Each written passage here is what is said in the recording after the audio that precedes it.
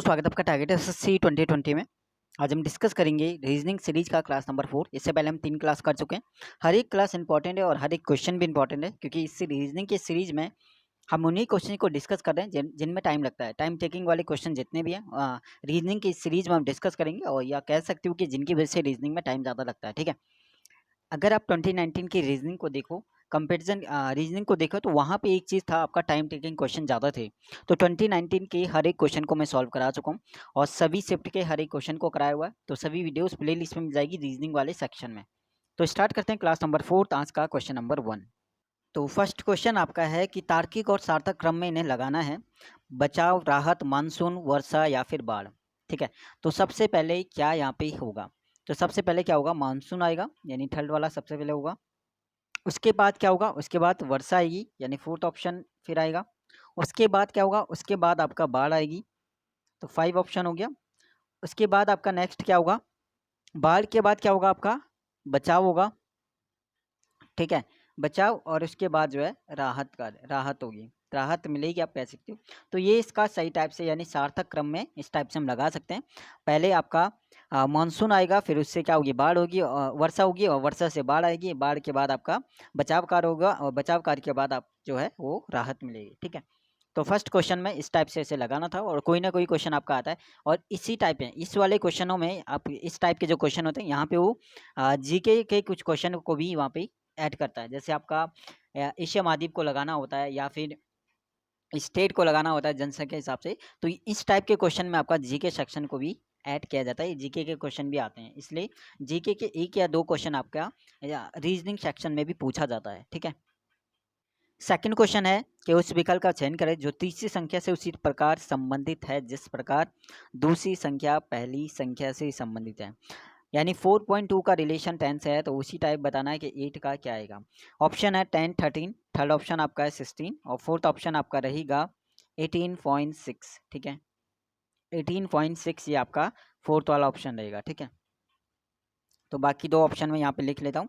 बाकी 2 ऑप्शन आपके ये रहे, तो 18.6 बताना कौन सा वाला आएगा। अगर सॉल्यूशन की बात करें तो यहाँ पे हम देखें 4.3 इस ठीक है, जो रेशियो इसका मतलब डिवाइड हो गया, अनुपात हो गया, तो अपॉन में हम 10 ले गए। इसका मतलब क्या हो गया? इक्वल का साइन हो गया, इक्वल 8। ये वाली वैल्यू निकालनी है, तो इसे हम x मान लेते हैं, यानी इसे हम मैथ में जैसे सॉल्व करते हैं उस टाइप से सॉल्व कर सकते हैं। तो यहाँ से हम पॉइंट को हटाएंगे, तो यहाँ 1 0 बढ़ जाएगा। क्रॉस मल्टीप्लाई करते हैं, तो ये आ जाएगा आपका 800 इक्वल टू 43 आपका x आ जाएगा। अगर x इक्वल टू देखें तो 800 और डिवाइड आपका 43, तो बिल्कुल जब आप 43 यानी 1 टाइम, फिर इसका 8, तो 18.6 आपका राइट आ जाएगा। यानी फोर्थ ऑप्शन जो दिया हुआ था वो उसका राइट हो जाएगा। तो इसे इन्होंने मैथ वाली फॉर्म में यहाँ पे मैथ वाला फॉर्म लगा के रीजनिंग के क्वेश्चन को सॉल्व किया हुआ है। अगला क्वेश्चन आपका रहता है, यानी साइन चेंज करने वाला। मल्टीप्लाई की जगह अगर हम प्लस करें, यानी मल्टीप्लाई की जगह इन्होंने प्लस साइन ऐड किया है, प्लस की जगह इन्होंने डिवाइड वाला साइन ऐड किया, माइनस की जगह इन्होंने मल्टीप्लाई को ऐड किया है, उसके बाद डिवाइड वाले की जगह इन्होंने माइनस साइन ऐड किया है। तो ये साइन है जिन्हें आपको चेंज करना है। ठीक है, क्वेश्चन आपका ये रहा। तो यहाँ पे हम सॉल्व करते हैं, क्या यहाँ पे रहेगा 76। इसके बाद डिवाइड है, डिवाइड को क्या लिखा? डिवाइड को माइनस लिखेंगे, तो -5, और जो माइनस है माइनस को क्या लिखेंगे? मल्टीप्लाई 6। उसके बाद प्लस को क्या लिखेंगे? प्लस को लिखेंगे डिवाइड 3। उसके बाद जो मल्टीप्लाई है उसे क्या लिखेंगे? +4। तो ये निकालना, ये आपका बन जाएगा, इसे निकालेंगे। 76 माइनस 3 से डिवाइड करेंगे 6 को 2 टाइम, और 5 2 जा कितना हो गया? 10, और प्लस आपका 4, तो कितना आएगा? 66 + 4 इक्वल टू कितना आएगा? 70 इसका राइट आ जाएगा। ठीक है, यानी सेकेंड ऑप्शन इसका राइट हो जाएगा साइन को चेंज करने के बाद। नेक्स्ट क्वेश्चन आपका रहता है ये वाला। ठीक है, थोड़ा सा यहाँ पे टाइम टेकिंग वाला क्वेश्चन ये आपका रहेगा आज का। तो 4 ऑप्शन आपको बता देते हैं क्या क्या आपका 4 ऑप्शन है। थर्ड ऑप्शन W है, फोर्थ ऑप्शन आपका U रहेगा। ठीक है, ये 4 ऑप्शन यहाँ पे दिए हुए। 8 मित्र जो हैं PQRSTUV और W एक वृत्ताकार मेज के चारों ओर एक दूसरे से समान दूरी पर बैठे हैं। एस जो है वी और क्यू के बीच में बैठा है, साथ ही क्यू जो है पी और एस के बीच में, वी जो है उत्तर पूर्व दिशा में बैठा है और पी जो है दक्षिण दिशा में बैठा है। डब्ल्यू और एस, टी और वी, क्यू और आर ठीक विपरीत सिरों पर बैठे हैं। तो आर और वी के बीच में बताना है कि कौन बैठा है। तो सबसे पहले हम यहाँ पे वृत्ताकार यहाँ पे बैठा देते हैं ना 8 लोगों को। फर्स्ट ये होगा, सेकंड ये होगा, थर्ड ये होगा, फोर्थ ये होगा, फिफ्थ, 6, 7, 8 बैठे हुए। अब इन्होंने बोला है यहाँ पे सबसे पहले अब देखो कि V जो है उत्तर पूर्व दिशा में है, तो उत्तर पूर्व दिशा कौन सी होगी, ये वाली हो गई। तो यहाँ पे कौन आ गया, V आ गया। एक चीज इन्होंने बोला कि P जो है दक्षिण दिशा में, तो दक्षिण दिशा कौन सी हो गई, ये। तो यहाँ पे कौन आ गया, P आ गया। ठीक है, इसके बाद W और S, T और V, Q और R आपस में क्या है, आपका अपोजिट है। पहले हम V वाला देखेंगे तो T और V अपोजिट है। इसका मतलब अगर V यहाँ पे है तो T इसका बिल्कुल अपोजिट यानी इधर आ जाएगा। तो T यहाँ पे आ गया। उसके बाद फर्स्ट वाली लाइन देखो, S जो है V और Q के बीच में है। S जो है V और Q के बीच में, तो S को हम यहाँ पे भी बैठा सकते हैं और यहाँ पे भी बैठा है। इसके अलावा और देखते हैं और कुछ अगर दिया है, Q जो है P और S के बीच में है। Q जो है P और S के बीच में, तो Q जो है P इधर आ दक्षिण में, तो Q यहीं पे आ सकता है और S आपका इधर आ जाएगा। ठीक है, S आपका इधर आ जाएगा, Q यहाँ पे आएगा, तो Q जो है P और S के बीच में आ जाएगा। नेक्स्ट वो कह रहा है, अब यहाँ पे उन्होंने बोला कि अपोजिट, Q के अपोजिट क्या बोला था, यहाँ पे देखो लास्ट वाली लाइन में R बोला है, तो Q के अपोजिट लगा दो R। उसके बाद S के अपोजिट भी बोला उसने, S के अपोजिट क्या है, W, तो यहाँ पे लगा दो W। तो ये आपका डायग्राम बनेगा। इस टाइप से ने बैठाया हुआ है। ठीक है, और क्या बच गया हमारा, एक हमारा वर्ड बच गया, कौन सा वाला, PQRST बच गया। तो T आपका, T भी आ गया, U बच गया। तो U आपका बिल्कुल अपोजिट हो जाएगा किसका, P का। तो जहाँ पे बच गया वहाँ पे U आ जाएगा। तो इस टाइप से ने बैठाया हुआ है। ठीक है, अब यहाँ पे देखना है कि आपका क्या क्वेश्चन बोला हुआ है। ठीक है, क्वेश्चन क्या यहाँ पे बोला है, क्वेश्चन है कि R और V के बीच में कौन बैठा है। R और V के बीच में कौन बैठा है, तो U बैठा हुआ है R और V के बीच में। तो इसका मतलब U यहाँ पे राइट हो जाएगा। ठीक है, तो U बैठा है यानी फोर्थ ऑप्शन में यहाँ पे U दिया हुआ था। एक बार और देख लो यहाँ पे किस टाइप से बैठाना है जल्दी जल्दी में। 1 2 3 4 5 6 7 8, 8 लोग बैठे हैं। सबसे पहले उसने बोला कि P जो है दक्षिण में है, तो P को यहाँ पे ले आओ, दक्षिण में यहाँ पे रख दो। और उसने बोला कि जो आपका V है वो उत्तर पूर्व में है, उत्तर पूर्व दिशा में V को बैठा दो।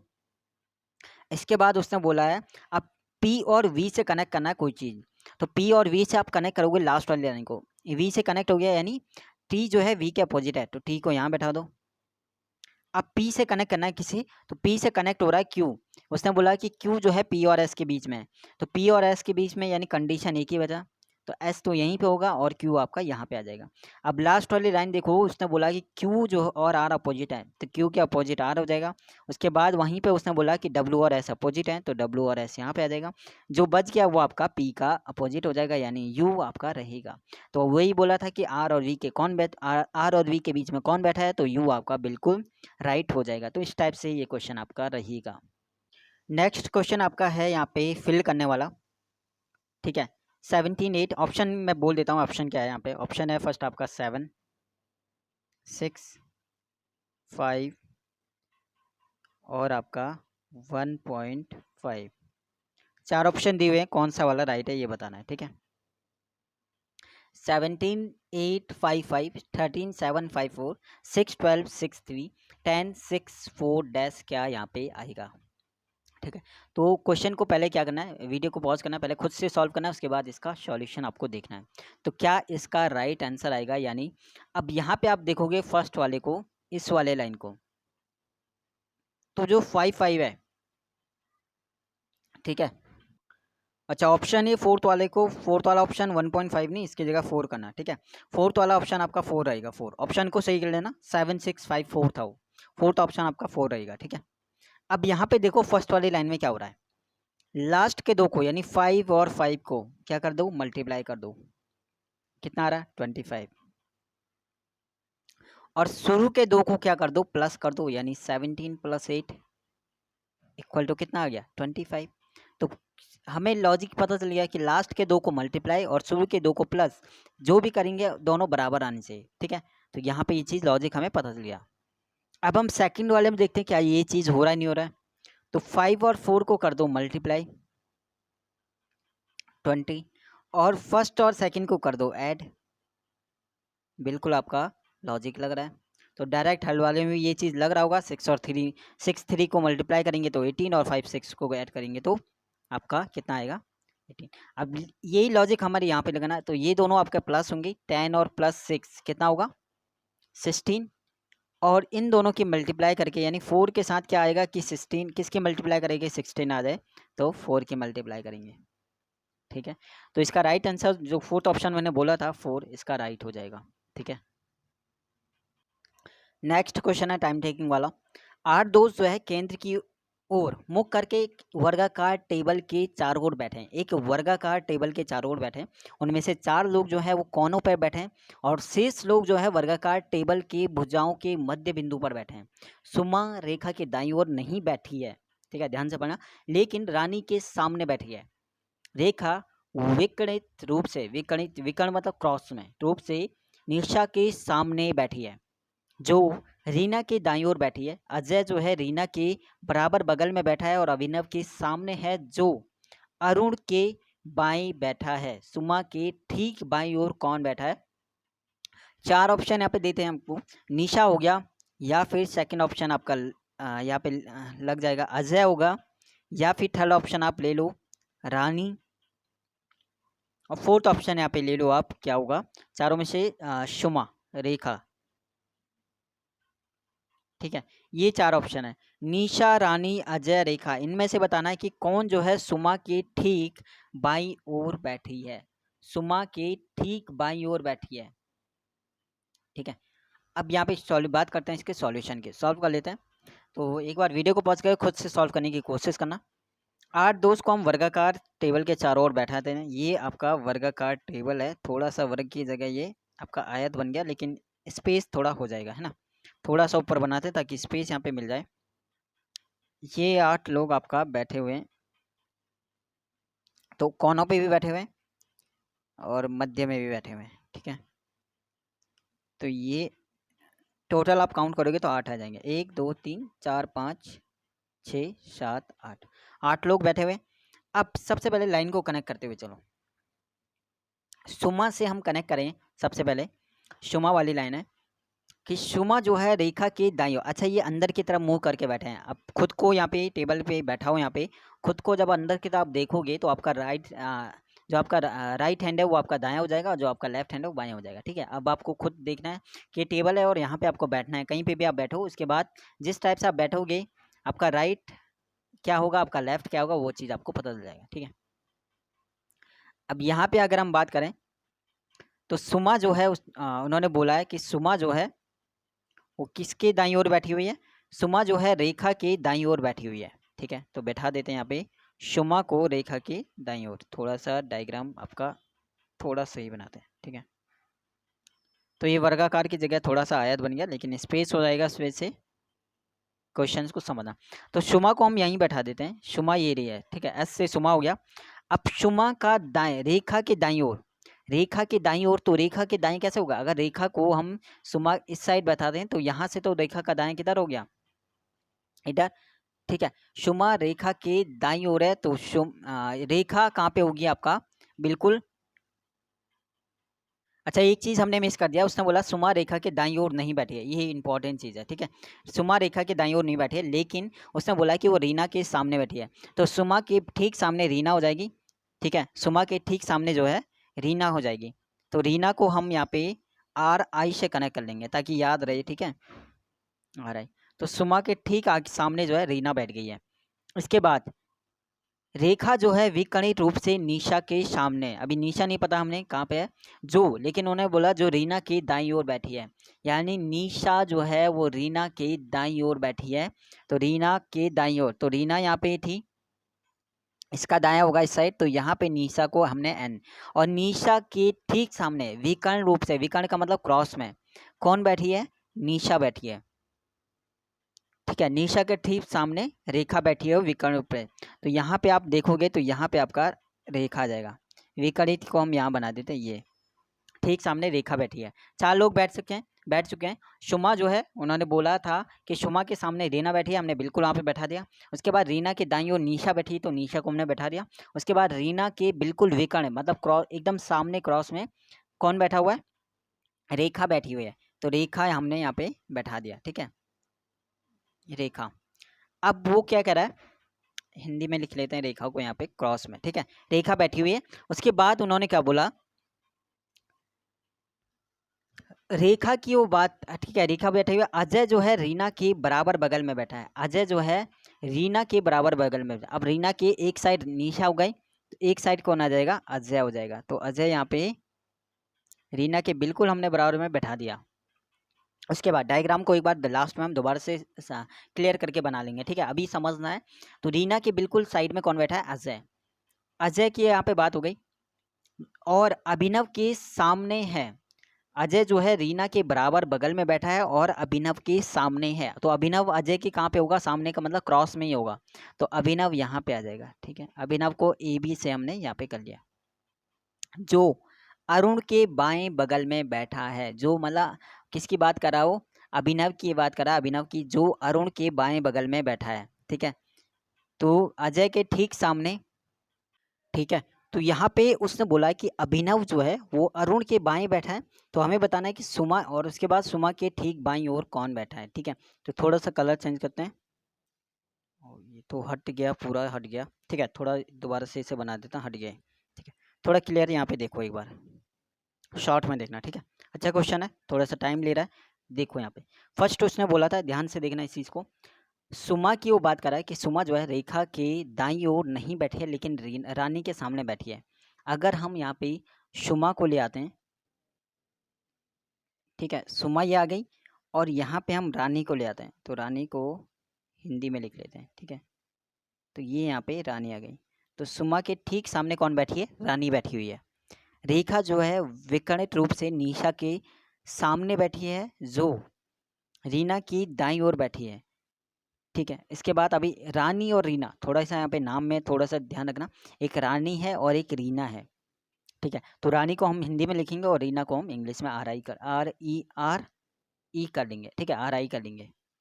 इसके बाद रेखा जो है विकर्ण रूप से निशा के सामने बैठी है, जो रीना की दाईं ओर बैठी है। अजय रीना के बराबर बगल में बैठा है और अभिनव के सामने है। ठीक है, अभिनव के सामने है, जो अरुण के बाई बैठा हुआ है। अभी यहाँ पे हमें देखना है कि सुमा और रानी से क्या यहाँ पे कनेक्ट हो रहे हैं बाकी लोग। सुमा और रानी से देखो क्या कनेक्ट हो रहा है, नहीं हो रहा है। सुमा रेखा के दाईं ओर नहीं बैठी है, तो सिंपल सी बात है, सुमा रेखा के दाईं ओर नहीं बनी है। इसका मतलब यहाँ पे तो रेखा नहीं आएगी। ठीक है, यहाँ पे रेखा नहीं आएगी, यहाँ पे कोई और आएगा। ठीक है, उसके बाद रेखा जो है विकर्णित रूप से निशा के सामने बैठी है, जो रीना की दाईं ओर बैठी है। अगर हम रेखा को कहाँ बैठा देते हैं, रेखा को अगर हम यहाँ बैठा देते हैं, ठीक है, इस साइड कोने में डाल देते हैं। ठीक है, रेखा को यहाँ डाल दिया हमने, तो इसके सामने कौन बैठा होगा, निशा बैठी होगी। तो निशा बिल्कुल यहाँ पे आएगी जहाँ पे रेखा नहीं आ रही थी, तो निशा इधर कोने में आ जाएगी, क्योंकि विकर्णित रूप से दोनों जो है अपोजिट है। अब यहाँ से कनेक्ट हो जाएगा हमारा क्या चीज़, कि रेखा की वो बात कर रहा है जो रीना की दाईं ओर है, रेखा जो रीना की दाईं ओर है। ठीक है, इसका मतलब जो रीना की दाईं ओर है, तो रीना कहाँ पे यहाँ पे आएगा, रेखा के बिल्कुल बराबर में कौन आ जाएगा, रीना आ जाएगा। अच्छा, एक चीज़ यहाँ पे थोड़ा सा जो करके वर्ड दिया है, जो का मतलब होता है जो सेकंड पर्सन होता है उसकी बात कर रहा है, यानी निशा की वो बात कर रहा है। तो निशा जो है वो रीना की दाईं ओर है। अब यहाँ से थोड़ा क्वेश्चन क्लियर करते हुए चलना। ठीक है, यहाँ पे रीना आ गया, रीना की दाईं ओर कौन आ जाएगा, निशा आ जाएगा। ठीक है, अब रीना से कनेक्ट करना अजय को, अजय जो है रीना के बराबर में बैठा है, तो इसका मतलब अजय यहाँ कोने में होगा। थोड़ा सा क्वेश्चन टाइम ले रहा है लेकिन इंपॉर्टेंट है। ठीक है, एक दो बार प्रैक्टिस करोगे इस टाइप का हो जाएगा। अजय जो है रीना के बराबर बगल में बैठा है और अभिनव के सामने है, अभिनव के सामने कौन है, अजय। इसका मतलब कोने में यहाँ पे कौन होगा, अभिनव होगा। तो अभिनव को हम यहाँ पे ए भी लिख लेते हैं। ठीक है, अभिनव के सामने बैठा है, जो अरुण के बाएं बैठा है। तो अरुण का बाएं कहाँ पे होगा, अरुण कहाँ पे होगा, अरुण का बाएं यहाँ पे होगा, तो अभिनव के ठीक यहाँ पे अरुण होगा। कौन बच गया, सब बैठ चुके हैं यहाँ पे, सब जगह यहाँ पे बैठ चुका है। अब हमें बताना है कि सुमा के ठीक बाईं ओर कौन बैठा है? तो सुमा के दाएं तो अभिनव बैठा है और बाईं ओर कौन बैठा है? निशा। तो निशा इसका बिल्कुल राइट हो जाएगा। थोड़ा सा टाइम लिया क्वेश्चन है, लेकिन ठीक था यहाँ पे कि आपका लॉजिक थोड़ा लग रहा था और टाइम टेकिंग क्वेश्चन था। एक दो बार प्रैक्टिस करना था बस यहाँ पे कंफ्यूज करने वाला इन्होंने इस क्वेश्चन में क्या ध्यान रखना था, कंफ्यूज करने वाला ये दिया था कि सुमा रेखा के दाईं ओर नहीं बैठी है, क्योंकि नहीं पे ज़्यादा ध्यान नहीं दिया। और एक और चीज़ इन्होंने कंफ्यूज करने वाला दिया था, रानी और रीना। एक रानी है और एक रीना है, ठीक है। तो ये चीज़ देखना। तो यह सॉल्यूशन आपका ये रहा डायग्राम। तो एक दो बार इसकी प्रैक्टिस करना तुरंत, वीडियो के तुरंत बाद एक दो बार, ताकि इस टाइप का कोई क्वेश्चन आता है तो वो चीज़ आपका क्लियर हो जाए, ठीक है। तो थोड़ा सा यहाँ पे डायग्राम बनाने में टाइम लगा, क्योंकि एक तो यहाँ पे लिखने में प्रॉब्लम आती है, लेकिन आपका 1 मंथ के बाद आपका क्लियर हो जाए, ठीक है। ये प्रॉब्लम भी आपका सही हो जाएगा लिखने में, क्योंकि हाथ से यहाँ पे लिखना पड़ता है, तो उसमें इसमें थोड़ा टाइम लगता है, ठीक है। बाकी नेक्स्ट क्वेश्चन हम बात डिस्कस करते हैं। नेक्स्ट क्वेश्चन नेक्स्ट आपका है 1107, 1127, 1167, 121227 या 1307। आगे आएगा क्या आएगा? तो इनका गैप देख लेते हैं। 1107 से 1127 में अगर हमें बढ़ना है तो कितना ऐड करना पड़ेगा? 20। 1127 से 1167 में कितना? 40 ऐड किया। 1167 से 1227 अगर माइनस करेंगे तो 0 आपका कितना आ जाएगा? 80, 60 आ जाएगा, ठीक है। 60 का गैप हो जाएगा, ठीक है। 60 आ जाएगा। उसके बाद अगला देखो, 1307 में से 1227 को माइनस करेंगे तो क्या आएगा? 80। तो सिंपल सी बात है, 20, 40, 60, 80, तो अगला क्या होगा? 100। तो 1307 में अगर हम 100 को ऐड करेंगे तो क्या आएगा? 1407, यानी ऑप्शन नंबर बी इसका राइट हो जाएगा, ठीक है। तो आज हमने डिस्कस किया आपका रीजनिंग सीरीज का क्वेश्चन, आपका फोर्थ पार्ट। तो इस सीरीज में हम क्वेश्चन को डिस्कस करें जो टाइम टेकिंग क्वेश्चन है, ठीक है। और अभी ये टाइम लेंगे, क्योंकि अभी आप फर्स्ट टाइम करोगे या फिर इतनी प्रैक्टिस नहीं करिए, तो अभी आप स्टार्टिंग में यहाँ पे टाइम लोगे, लेकिन जैसे जैसे इन क्वेश्चनों की प्रैक्टिस करते हुए चलोगे, वैसे वैसे इन क्वेश्चनों की जो टाइम लग रहा है आपका ज़्यादा, वो कम होता चलेगा, ठीक है। बाकी कोई डाउट होता है, कोई चीज़ पूछना हो तो वो चीज़ आप पूछ सकते हैं, या फिर कोई ऐसा क्वेश्चन आपका हर टाइप का आएगा, हर चैप्टर के क्वेश्चन यहाँ पे कराए जाएंगे। और सीरीज़ आपका कंटिन्यू ये चलेगा अगर सपोर्ट आपका रहता है तो एग्ज़ाम तक। और एग्ज़ाम तक आप एक वीडियो में आप लेते हुए चलो कि मिनिमम 10 क्वेश्चन आपके रहेंगे। तो एग्ज़ाम तक अगर आपका कहीं ना कहीं अभी 60 डेज तो आप मिनिमम लेते हुए चलोगे हैं, तो आपका 600 प्लस, या एक क्वेश्चन मिनिमम 10 क्वेश्चन है, किसी किसी में आपके 15 क्वेश्चन भी आ जाते हैं, तो आपका 1000 को प्लस क्वेश्चन तो आपका लगभग हो जाएगा एग्जाम तक। और 1000 क्वेश्चन आपके वो क्वेश्चन होंगे जो टाइम टेकिंग होंगे। तो इसके बाद जितनी इनकी प्रैक्टिस होगी इतना ज़्यादा ये आपका टाइम कम लेंगे, ठीक है। बाकी सपोर्ट करने के लिए, साथ देने के लिए धन्यवाद। बाकी स्टैटिक जीके की बात करें तो 43 टॉपिक हम कर चुके हैं, आपका 4 या 5 टॉपिक और आने, तो वो चीज़ भी आपका लगभग तैयार हो चुका है। तो एक दो दिन में स्टैटिक जीके आपका कंप्लीट हो जाएगा। इसके अलावा आपका किरण की अब हमारा टारगेट जो है किरण वाला बुक का रहेगा, इंग्लिश वाली। जो टॉपिक आपके आधे रह गए उन्हें हम कंप्लीट करेंगे। और इसके अलावा आपका एक और चीज़ की, जिसका भी एसएससी स्टेनो, ठीक है, 2020 एग्ज़ाम है, अच्छा मौका है, क्योंकि आप 2019 के कंपैरिजन करोगे तो बिल्कुल आपका वैकेंसी बिल्कुल डबल है, ठीक है। डबल वैकेंसी है। आपका ग्रेड सी आपका 85 है और ग्रेड डी आपका 757 है, ठीक है। और टेंटेटिव वैकेंसी है तो बढ़ने के चांसेस भी आपका ज़्यादा है। बाकी कोई भी नया हो तो टेलीग्राम को ज़रूर ज्वाइन आप कर सकते हो, टेलीग्राम ग्रुप को, उसका लिंक आपको डिस्क्रिप्शन मिल जाएगा, ताकि कोई क्वेश्चन होता है तो वो चीज़ भी आप कमेंट सेक्शन में भी वो चीज़ आप पूछ सकते हो। बाकी धन्यवाद, शुक्रिया, all the best, take care, bye bye. Support करने के लिए, साथ देने के लिए शुक्रिया।